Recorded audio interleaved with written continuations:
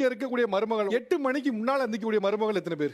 Okay. 9 மணிக்கு மேல எந்திக்கக்கூடிய மருமகள் எத்தனை பேர்? எங்க மருமக 9 மணிக்கு மேல தான் சார் எந்திரிச்சு. இது டூ மச். நம்ம ஒரு வருஷத்துக்கு அவங்கள நம்ம கண்டுக்கிறாம விட்டோம்னா அவங்களே நம்மளோட வேலை பழக்க வழக்கம் எல்லாம் பார்த்து செஞ்சுக்குறாங்க. அதுக்கு பின்னாடி நம்ம நடந்துக்கிற முறையை பார்த்து அவங்க பண்ணிக்கிறட்டும்.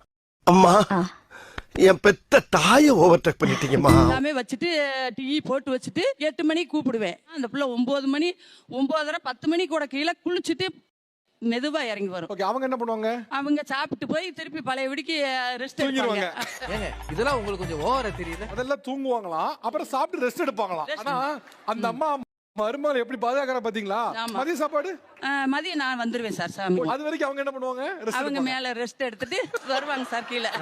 நல்ல குடும்பம். அப்புறம் என்ன பண்ணுவாங்க? ஏதாவது பண்ணுவாங்க அப்படின்னு கேட்கும். காய்கறி அறுத்து கொடுக்கறதோ உதவி பண்ணுவாப்ல. உங்களுக்கு வந்து வீட்டுல மருமக ஒத்தாசை இல்லைன்னு வருத்தம் இல்லையா? நினைக்கவே மாட்டேன் சார். அந்த மனசு இருக்கு அதான் கடவுள். இப்படி ஒரு மருமகள் உங்கள் வீட்டுக்கு வந்தால் நீங்கள் என்ன செய்வீர்கள்? அவங்க மருமகளை வளர்த்தல, மருமகளை வந்து சோம்பேறியா வளர்த்துறாங்க. நீங்கள் எப்படி எல்லாம் உங்களுடைய மருமகளை அடக்கி ஆள்கிறீர்கள்? தெரிஞ்சுக்கிட்டா அதிர்ச்சி ஆடுவ படவா. எங்க மருமக வந்த உடனே சொல்லிட்டேன், இந்த எழுந்து காலையில தண்ணி தெளிச்சு கோலம் போடணும். எங்க வீட்டுல நான் அபார்ட்மெண்ட்ல இருந்தேன். என் மருமக சொன்னா, நீ இப்ப போட கத்துக்கோன்னு. உலக சாதனை பண்ணுவா, கலர் கோலத்துல அவ்வளவு சிறப்பா பண்றா. ஏப்பா அப்படியெல்லாம் ஒண்ணும் இல்லையே. சமையல் இன்னைக்கு அவளை அடிச்சுக்கிறதுக்கு ஆளே இல்ல. 2025ல நம்ம உட்கார்ந்துட்டு இருக்கோம். சமையல் பண்றது கோலம் போடுறது தான் இன்னைக்கு கிரெடிட்டா? அப்படி அவங்க சொல்லலாம் அது கிரெடிட். நான் வந்து என் குடும்பத்தை கோயில் மாதிரி கொண்டு வந்தேன். எனக்கு அது பெருமையா இருக்கு. என் குடும்பம் வந்து மேய்க்கிறது எருமை, இதுல என்ன பெருமை? அவங்க என்ன சொல்ல வராங்கன்னா, என் மருமகன் வீட்டுக்கு வரும்போது ஐஏஎஸ் படிக்கணும்னு குறிக்கோளோட வந்தா நான் அவளுக்கு சப்போர்ட் பண்ணேன் அப்படின்னா அது ஒரு பெருமை. உண்மை. நான் படிக்கிறதுக்காகவும் நான் வந்து வேலை செய்யறதுக்காகவும் இந்த வேலையை நான் செய்ய மாட்டேன்னு சொல்லக்கூடாது. குடும்பம் நல்லபடியா இருக்காது. ஹஸ்பண்ட்க்கு எழுந்து சாப்பாடு செய்து கொடுக்கறதும் இல்ல, வேலைக்கு அவங்க போறது இல்ல. அப்படின்னும் போது எங்களுக்கு தேவையானது மட்டும் நாங்க சமைச்சு சாப்பிட்டுட்டு அவங்கள பட்னியா போட்டு போயிடுவோம். என்னடி சொல்ற? எல்லாமே இருக்கு, எழுந்து செஞ்சு சமைச்சு சாப்பிடு. அது நீ வேலைக்கு போறதுல எதுவுமே செய்யாதப்ப ஏன் சமைச்சு சாப்பிட கூடாது?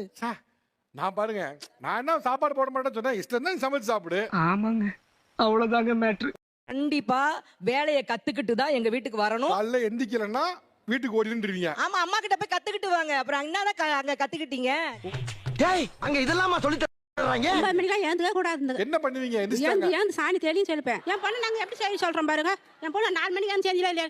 நாங்களும் சரி போயிட்டு உங்க மாமியார் கிட்ட போய் சொல்றாங்களா போயிட்டு கோவப்படாதீங்க சார். 9 மணிக்கு ஏந்து எப்படி சார்? எங்க மாமியார் எப்படி தெரியுமா எங்களை நடத்துறாங்க? நான் அந்த மாதிரி நடத்தலையே. பொறுமையா இருந்து செய்ய சொல்றேன். சாந்தி அடைங்க, சாந்தி அடைங்க. சாக்கோக்கோர சாக்கோக்கோர